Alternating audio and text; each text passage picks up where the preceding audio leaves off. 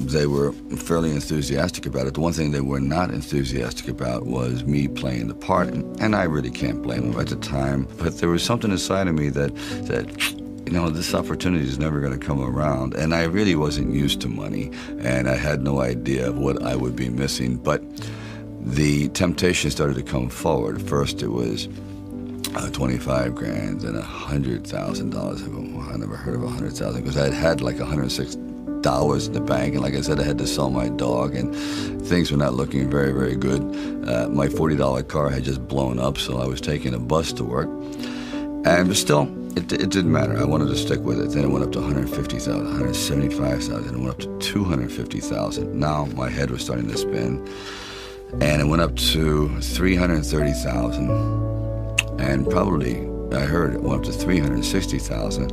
And I thought, all right, you know, you've really managed poverty very well. You've got this down to a science. You really don't need much to live on. I had like sort of figured it out. So I was not in any way used to the good life. So I thought, you know what? If I know in the back of my mind, if I sell this script and it does very, very well, I'm going to jump off a building. And if I'm not in it. So this is one of those things where you just roll the dice and you fly by the proverbial seat of your pants. Say, all right, I gotta try it. I gotta just do it. I may be totally wrong, and I'm gonna be taking a lot of people down with me, but I just believe in it. We were working with the handheld camera at the time with Garrett Brown, and it was somewhat experimental. And he'd film me running through shopping malls and up down the steps and flights. Curved corridors along the river until finally my legs basically gave out and I'm like writhing on the ground, and I want to rise up and say, John, I'm dying here. And he goes, no, use it. Use the pain. I said, for what? I mean, I'm in misery. He goes, well, no. You know, it's giving your character, it's giving him some depth. I said, it's giving me bruises. It's giving me like agony. I can't sleep at night.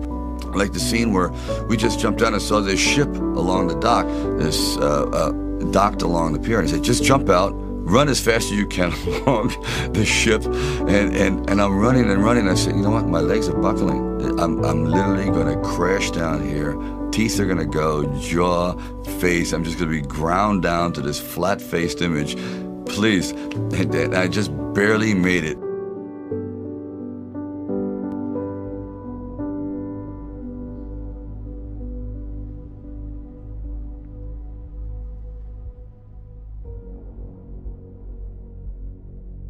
The world ain't all sunshine and rainbows.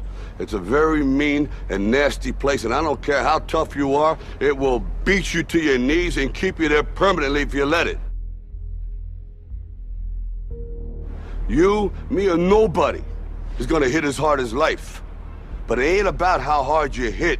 It's about how hard you can get hit and keep moving forward. How much you can take and keep moving forward. That's how winning is done.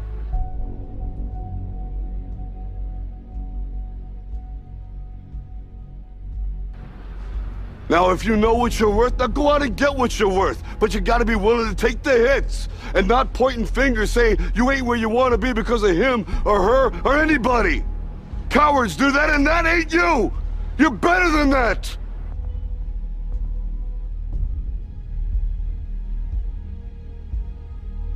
You can't be alone. To really succeed, no man really is an island. When you find the right components in your life, the right people that gel with you, then you feel as though you're invincible. It may be a fallacy, but you at least feel as though you can take all that life has to dish out.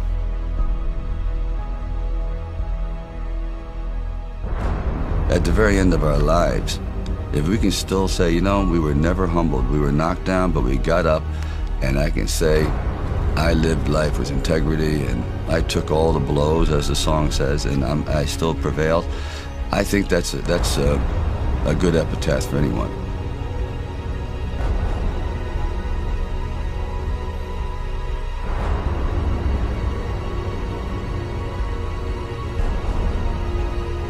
It's all about dreams, you know, and by the way, dreams cost nothing. They're free.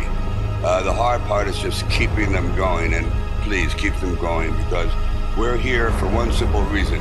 He believed in the dream, I believed in the dream, and our dreams come true, and there's no reason every one of yours can't either.